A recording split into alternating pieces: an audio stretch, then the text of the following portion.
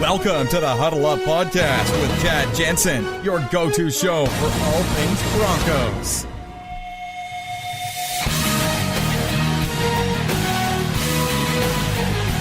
What's good, Broncos country? Welcome in to the Huddle Up Podcast presented by Mile High Huddle.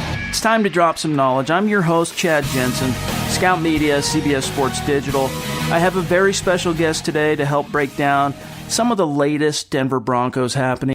He is Derek Jensen. He is my brother, and he is an authority on all things Broncos. Derek, my brother, are you ready to get your podcast on? I am, Chad. Feels so good to be here.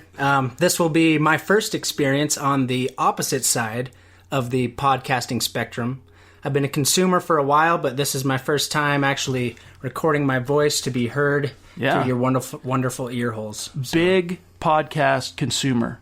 Oh, yeah, I would say that. The two of us, we love the podcast realm. We love that form of media. We both listen to a lot of books on tape, through audible.com. We also just listen to a ton of podcasts. So Derek knows his way around this form of medium. Now, we have some interesting topics to dissect today, but first, please understand that Huddle Up is not here to just report the news. We're here to give you a deep dive on your favorite team, the Denver Broncos, and we need your help. Take a second, rate the show on iTunes, and if you're on Android, rate the show on Stitcher. If you have time, take a minute and leave a comment. These are two very important things that can really help us grow the show. Now, make sure also you're following Huddle Up on Twitter at @HuddleUp_MHH. If you appreciate what we're doing, then retweet the episodes on Twitter and share them out on Facebook. This is a MileHighHuddle.com podcast. And of course, Mile High Huddle is part of Scout.com and the CBS Sports Digital Network. And one thing that sets Mile High Huddle apart is our premium membership package. We save our best, most in-depth Broncos content for our premium members. We're all about diving deep for the Broncoholics out there, just like this show. And our premium members get 10% off on tickets, 10% off on Broncos team merchandise through Fanatics. Costs $5 per month to be a member, and the benefits are legit. You won't miss a single piece of our in-depth Broncos analysis. And you know what? Since the draft, we've had a great influx of new membership, new people signing up. We really appreciate it. It's just continued to roll on. But for those of you who have yet to check it out, take a second, go to the website, and see if it might make sense for you. Now, lastly, of course, a quick reminder, make sure you're subscribing to the show on iTunes, and if you're an Android user, you've got Stitcher, Spreaker, SoundCloud, iHeart, CastBox. We've pretty much got the show. The roots have been sunk. That's pretty much anywhere you need it to be. Now, the draft might be in the books, but we just had rookie mini camp. We're going to have more OTAs coming up with Phase 3, and then we're going to get into training camp, and you're not going to want to miss a single episode.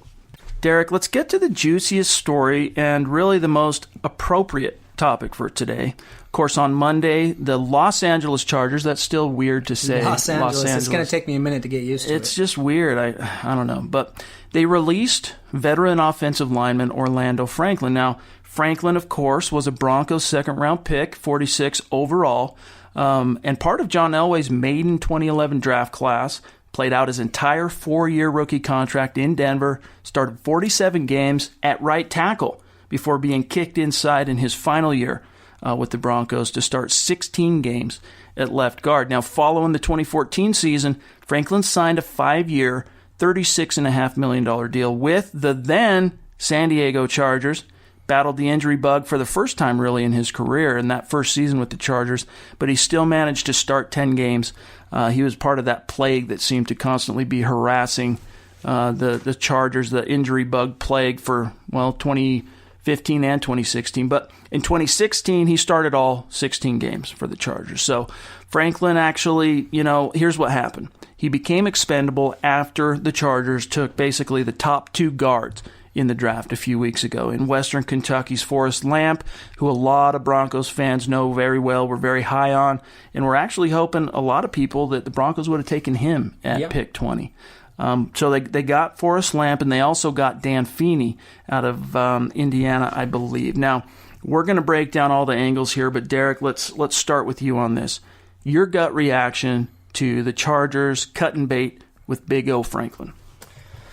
Well, I guess my initial reaction is that It's about time San Diego does something to upgrade their offensive line. I mean, it seems like the last couple of years, can you think of a quarterback that's been under more interior pressure than Phillip Rivers over the last couple of years? It's been brutal. And I guess my gut reaction would be, speaking to the Chargers, could you not have done this 2 months ago when Denver was in the market for offensive line talent? The timing was not good for our interest, and really it wasn't good for Orlando Franklin, dudes. I mean, guys are pretty much, we'll talk more about this here in a minute, but salary caps, teams are pretty much where they need to be. There's not as much money floating around, so they really did him a disservice waiting this long to cut bait. Right, and let's keep in mind, it's not like Orlando Franklin is a bad player. I think the cut here just typically had to do with value more than anything. I believe he was scheduled to make about $6 million against the cap this year. And so you'd think that when Denver was searching for offensive line talent, perhaps maybe instead of kicking the tires on a guy like Melanick Watson, they could have potentially thought about bringing in Orlando Franklin, who could compete inside or kick him out to right tackle where he originally was drafted. Yeah. It really does feel like kind of a cap casualty type of situation.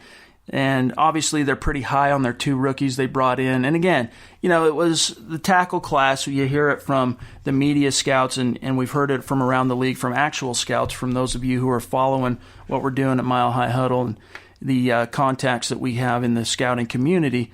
We've heard that it was a historically shallow tackle class. Not quite, from what I understand, as shallow a class on the interior with the guards. But still, I mean, the Chargers managed to nab the top 2 guys. But with Franklin, I mean, the cool thing about him is he's versatile. He brings more to the table than just being a guard. And we're going to talk more about that here in a second. But again, timing not great. The thing, though, to keep in mind about Franklin is he's going to have some suitors out there because he's 29. He's arguably still in his prime, albeit the tail end of his prime. Again, as you mentioned, he was scheduled to make $6 million before the Chargers cut him. The Broncos, depending on where you get your information, you got Spot Track, you got Over the Cap, they differ a little bit on this number, just for what it's worth. But the Broncos currently have somewhere between 12 and 14 million in available cap space. Conceivably, on paper, the Broncos could fit Franklin into their budget. I mean, I doubt he's expecting to go out there and command a contract that's going to pay him $6 million at this stage in the offseason. But let's just say, as a worst-case scenario, that's what he was going to command. The Broncos can afford to pay him that kind of money. Now, I'm not saying they should. Right. I'm not going down that road. I'm just saying, on paper, looking at this thing, he could fit into the salary cap. He definitely could. He would also be a scheme fit.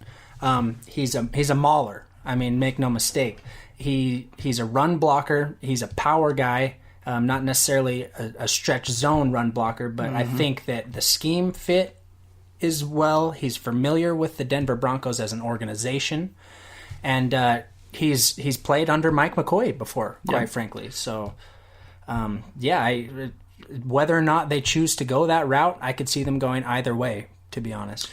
John Elway doesn't have much of a propensity, let's say, for re-signing guys that he's chosen to let go. I mean, you can look at this season in particular, for example. Now, the Broncos had needs, especially on the offensive line, before the opening bell of free agency. They could have gone out and kicked the tires again on Ryan Clady, who, lest we forget, has made several Pro Bowls in the orange and blue. Seems like a while ago, but he has, yes. Yeah, it's been a while. Thank you, Mr. Injury Bug. But also, Elvis Dumervil was cut from the Ravens. No interest there, bringing it back. From what I understand, not one single phone call to even fill out the situation. Who am I missing? We spitballed this on the podcast. We spitballed this on the pages of milehighhuddle.com. But Luis Vasquez as well. You talk about the power scheme as it relates even to Orlando Franklin. Luis Vasquez, in this system, in the same system. Now, granted, in 2013 it was Adam Gase.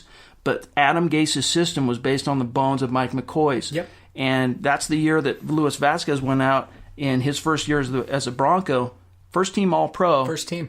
And still, I mean, Vasquez's situation a little bit different. He spent all of 2016 out of football. Who knows what kind of football shape he was in, et cetera. But, just look at those 3 guys. Denver didn't look that way one time. So if there's anything that's going to kick some dirt on this fire of Orlando Franklin, you got to wonder, you look at Elway's history about bringing guys back. I don't know if it's, who knows the reason why exactly, but it doesn't bode well necessarily for Franklin coming back to the Mile High City. Yeah, I would agree with that. Now, one thing too, I want to talk a little bit more about this, is as it relates to Franklin, his position versatility and what that could mean for the Broncos. Now, the Broncos went out, they signed arguably the best run-blocking guard on the market this year in Ron Leary. Now, Max Garcia, going into his third season, he's being given that first, let's say the first opportunity to lock down the right guard position. And then, of course, Menelik Watson, Broncos have high hopes there. He's kind of penciled in at right tackle. However, my brother, Watson is no sure thing. In his 4 years in Oakland, he only started 17 of 64 possible games, not counting Oakland's single solitary trip to the playoffs last year. Now, I'm hopeful that Denver's excellent strength and conditioning staff, led by Luke Richardson, can keep Watson healthy. I know that was a big part of the selling point for him coming to Denver, was his belief in the strength and conditioning staff. But if he does go down, Watson, the Broncos are going to have to turn to either Donald Stevenson, Ty Sambrailo, maybe Michael Schofield, depending on how the roster resolves coming out of camp and who actually makes the team.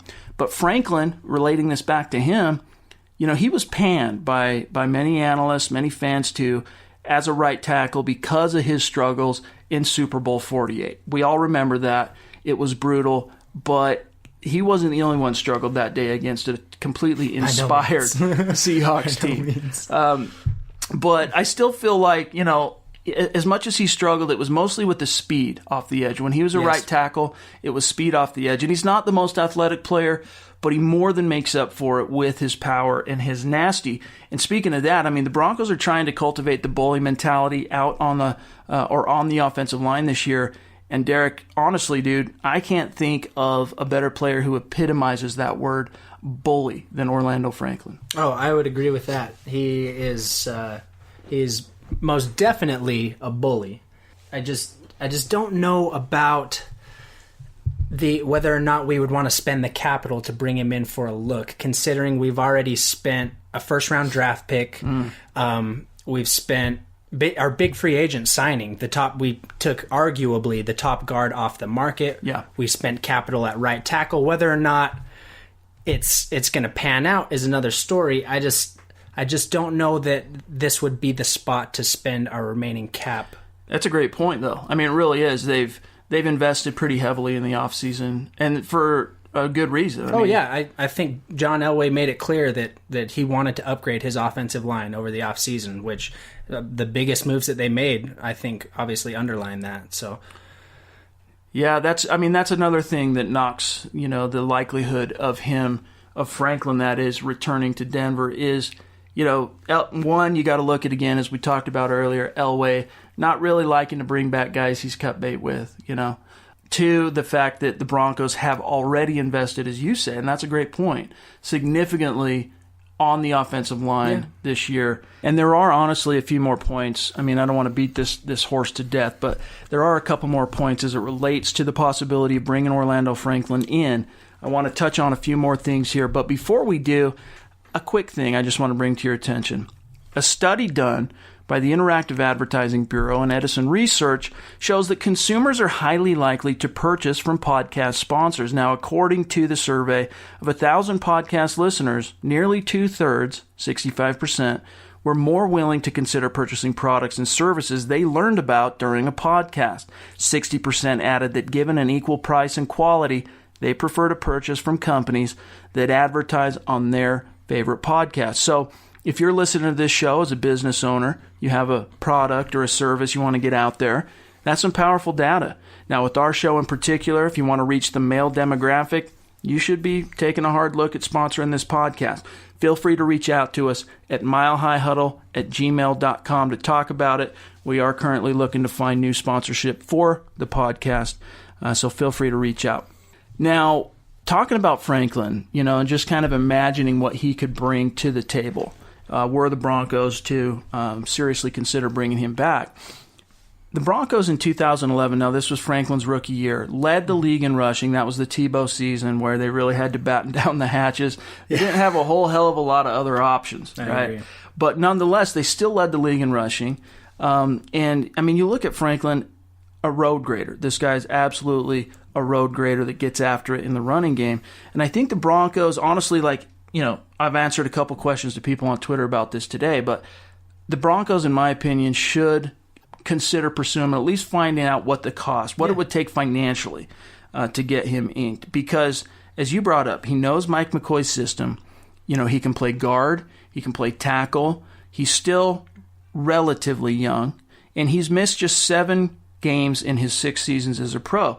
And I think, Derek, the dude, obviously he gets after it on the gridiron, but maybe the better question might be, as it relates to Orlando Franklin, you brought up one issue talking about the amount of money that the Broncos have already invested in this offseason, but why shouldn't the Broncos try and get a guy like Orlando Franklin back? If you really think he's going to solve your problems, as far as being a solid, a guaranteed upgrade over Max Garcia or right guard, why not throw a few $1,000,000 to bring him in, even if it's just for one season to see what he's still got left? I mean, if you're worried about production, there's not much that I'm aware of health-wise that would give you cause to worry about Orlando Franklin. But I really, basically, bottom line is this: I don't see any reason why the Broncos wouldn't at least consider it, other than any hard feelings that might exist from when he left the team. Because I know the Broncos didn't really pursue him aggressively. I'm sure there was a couple of,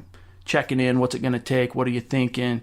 But he was in a position where he could command top dollar, and Elway wasn't going to spend that type of money on him. But I just don't see really any way it wouldn't make sense, and that's kind of where I sit with it. Yeah, and perhaps Orlando would be even more open to playing right tackle, because if I recall correctly, when we first kicked him inside in 2014, he was kind of outspoken about not being entirely on board with it. Yeah, but he wasn't sold on the idea. Yeah, but at the same time, I'm going to do what the coaches asked me to do. Right.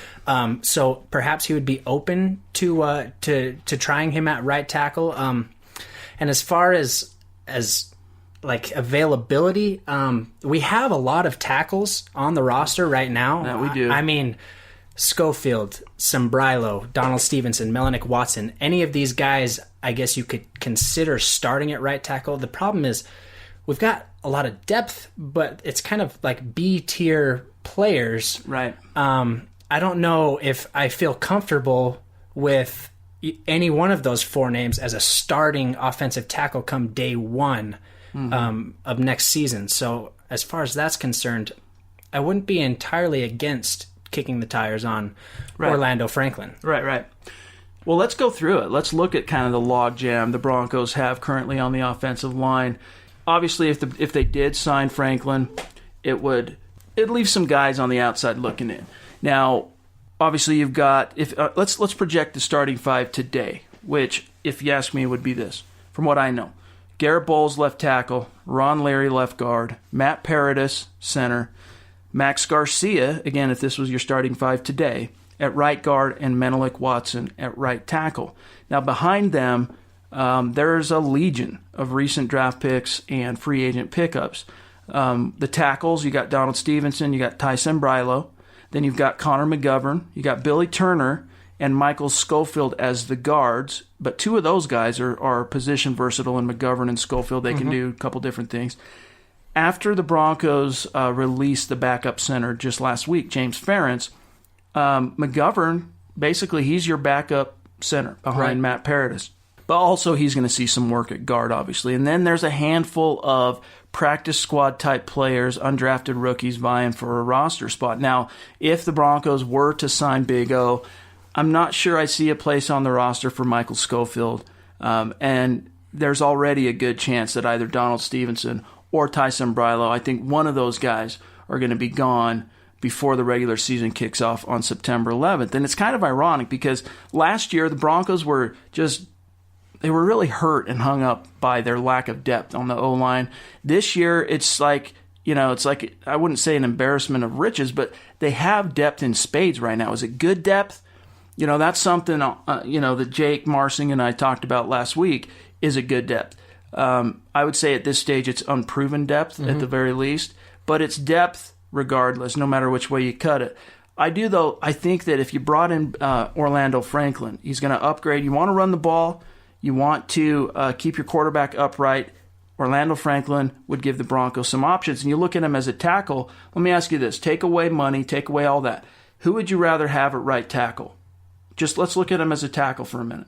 Would you rather have Derek Menelik Watson as your right tackle, or would you rather have Orlando Franklin? Well, to be honest, I don't think Menelik Watson has really proven much as a starting right tackle in this league. True. I mean, he has had his injury struggles, much like other players. But even when he has played, I don't know that he's been a starting caliber right tackle. And so to answer your question, frankly, I would be fine with Orlando Franklin at right tackle. And that's assuming we want him at right tackle. Max Garcia is in no means set in stone at right guard. Right. I mean, he seems like the obvious choice at this point.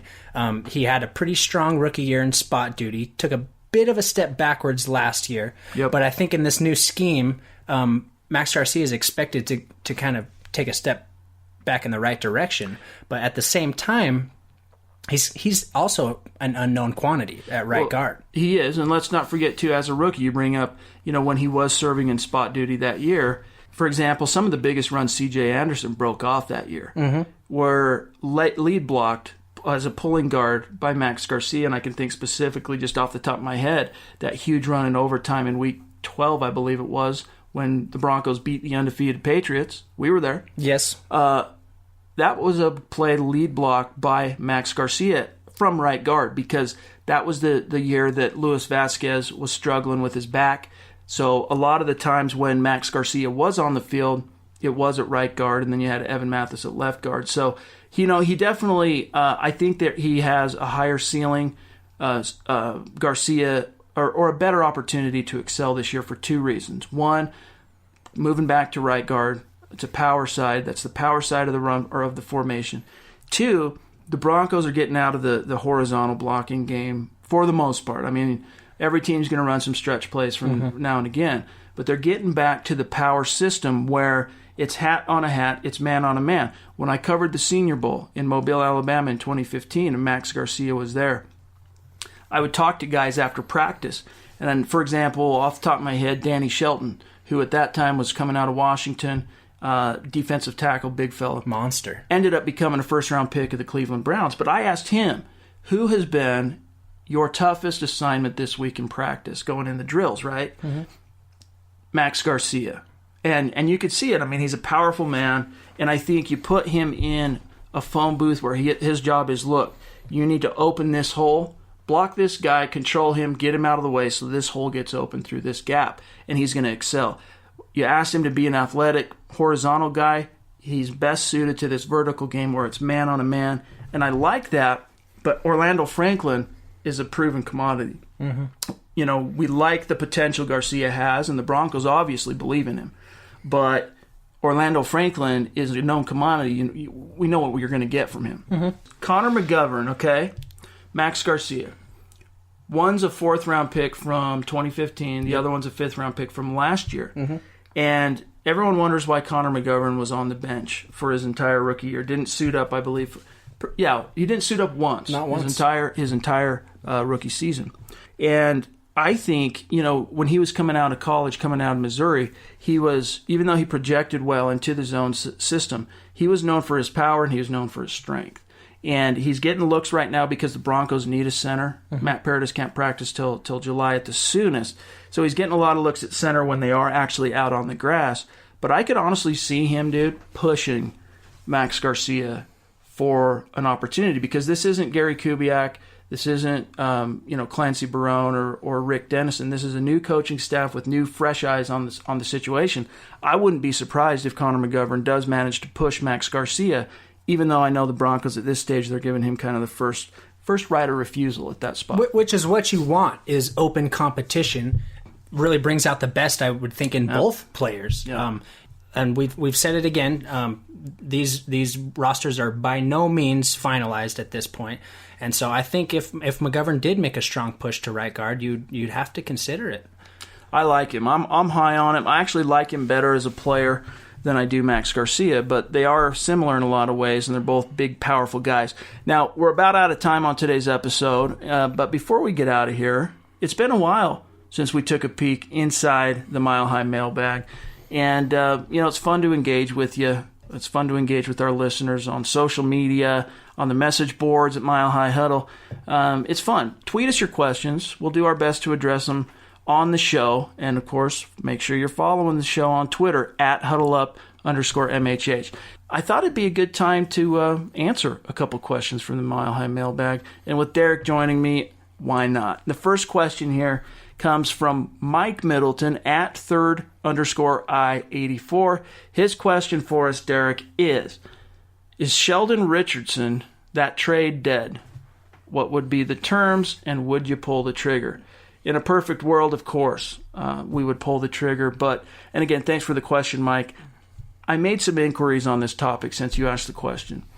What I was told is that for all intents and purposes, this trade as a possibility is dead. Now, there was some smoke about the Broncos considering trading for Sheldon Richardson, who, of course, is defensive end for the New York Jets, back during the early phase of free agency. I know there was some conversations. I can tell you this.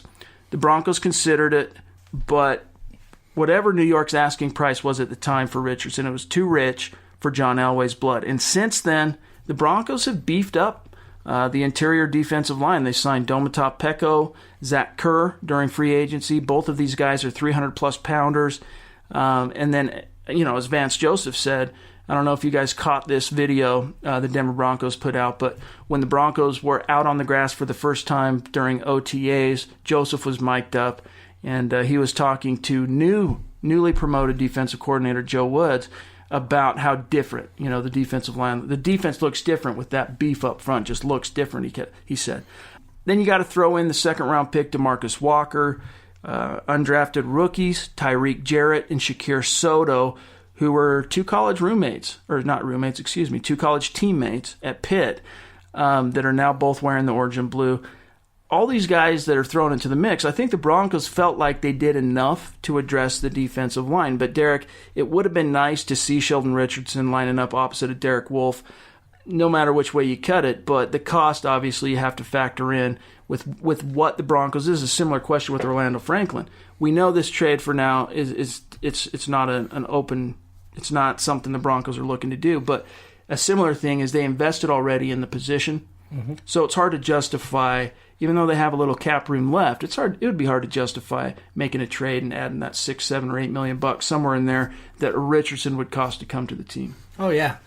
I think the biggest difference from our Super Bowl season to last season, a lot of people would say, was our inability to stop the run up front, particularly between the tackles. Big time. Now, obviously, a guy like Sheldon Richardson, he's a big name. He's an incredibly talented player.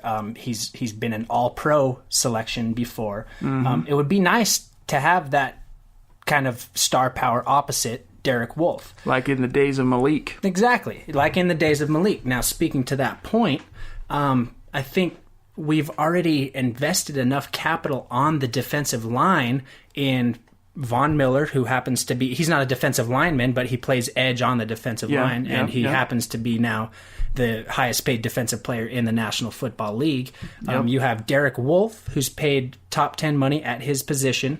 And then with Malik Jackson, just going back to last year, he was trying to command upwards of $17-18 million a year, and John Elway just felt like that was too high of an asking price. Yeah, I mean, I think you look at Sheldon Richardson, and this is the last thing I really want to say on this topic, because honestly, Mike, it's just not something that's going to happen. But in the case of Sheldon Richardson, he's not far off from being able to hit the open market as a free agent, and he's going to want to get out there and command those top dollars. And if that 1 year was in Denver, if he did get traded to Denver and he had to play out 1 year in one of the best defenses in the league, I'm sure he'd be okay with that. but this guy's going to be making some bank here soon anyway. Oh, I agree. Yeah, and I don't know that Denver needs to bring him in. I feel like they've done enough in the offseason that they can get a good rotation on the defensive line. Absolutely. To be able to supplement that production. And that kind of leads us in. Good segue there, by the way, bro. Well, thank you. You've got some potential. That kind of brings us to our second and final question for today. From Jacob Smith at JS Mile High 9798, great friend of the show. Jacob asks, how's the front seven projecting after free agency in the draft? Thanks for the question there, Jacob. Now, let's kind of go through this, set them up, knock it down.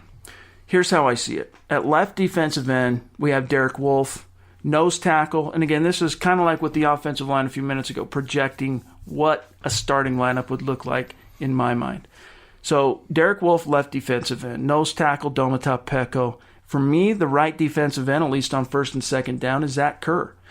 Then you've got Von Miller and Shane Ray as your starting outside linebackers, with Brandon Marshall and Todd Davis, once again, manning the inside linebacker spots. Now, that lineup is when the Broncos, I think, are in base defense again, just looking at first and second down. Now, in the nickel, I see the rookie second-rounder DeMarcus Walker rotating in to provide an interior push along with Derek Wolfe. We might see Adam Gotsis and Jared Crick rotated in. Right. Not might. We will see them rotated in on pass rushing situations.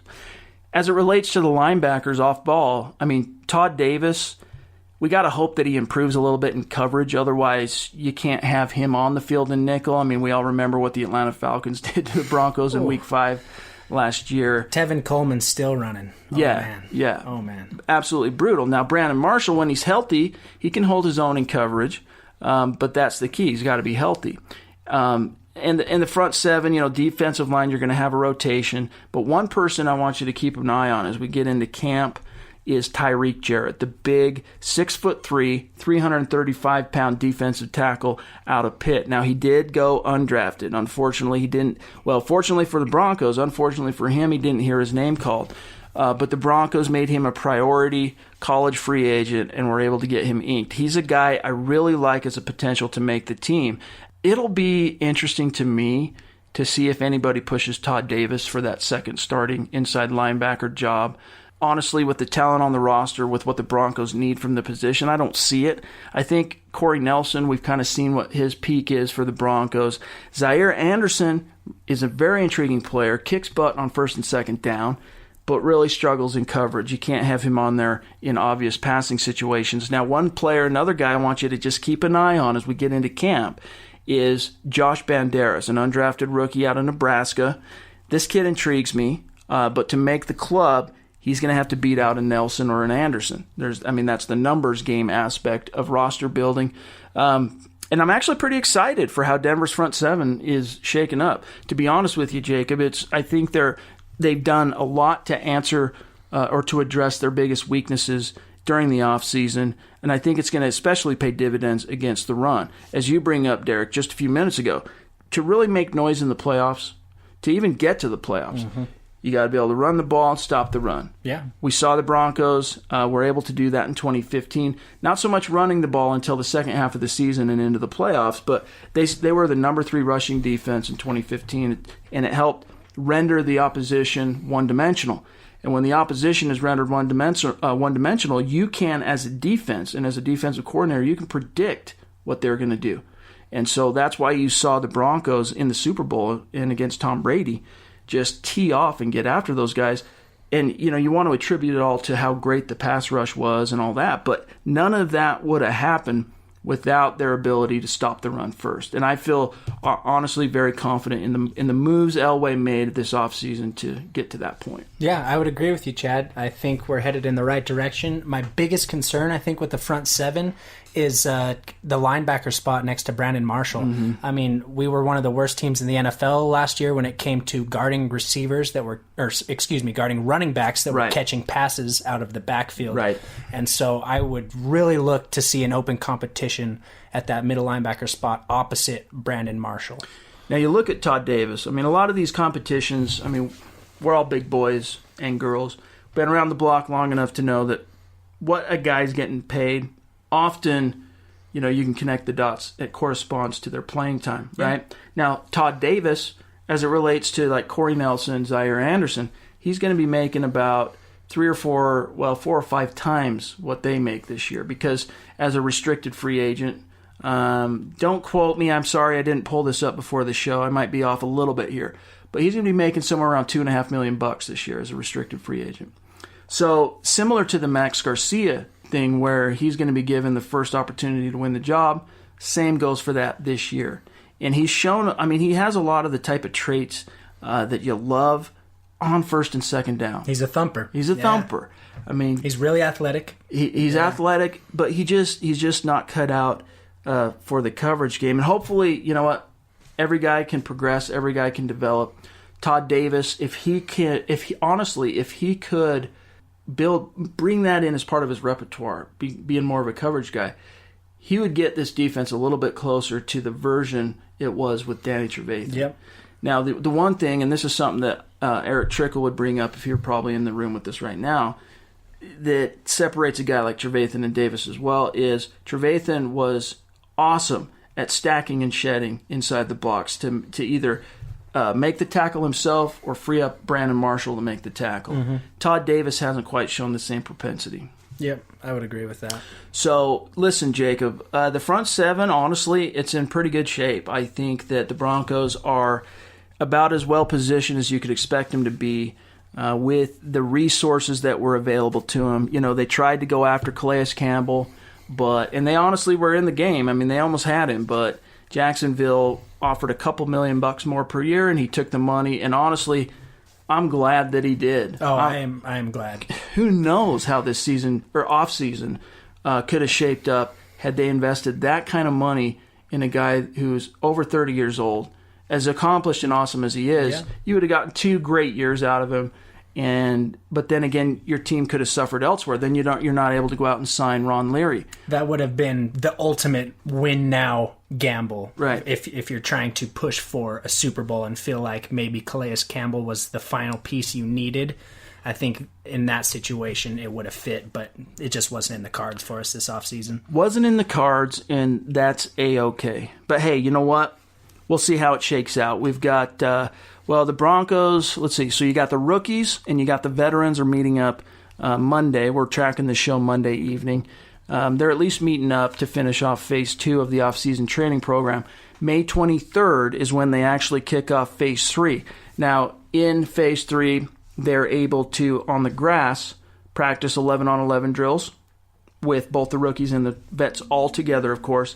But there is no contact allowed in Phase 3.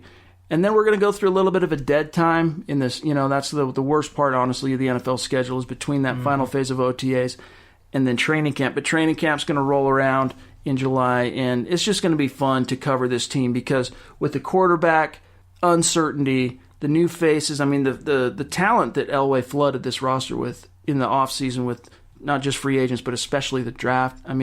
I'm just really excited to see how it shakes out, and we hope that you stick with us. But that's going to do it for today's episode. Derek, I appreciate you joining me, bro, on this kind of spot duty, short notice, sharing your insight on the Broncos, brother. No, thank you, Chad. I really appreciate the opportunity. I had a great time. I hope I didn't embarrass myself too bad. Nah, dog. No, it's all good. It was fun to talk about this stuff. And, these are the conversations that as brothers we have, whether we're tracking a podcast or just kicking it. So I appreciate you coming in, bro. Yeah, not a problem. Be sure, again, follow the show on Twitter at @HuddleUp_MHH. You can find me in the Twitterverse at Chad N. Jensen and at Mile High Huddle. We do love hearing from you again, so hit us up. And don't forget to subscribe, y'all. For Derek, I'm Chad. We'll talk to you soon. Peace. Mile High Huddle.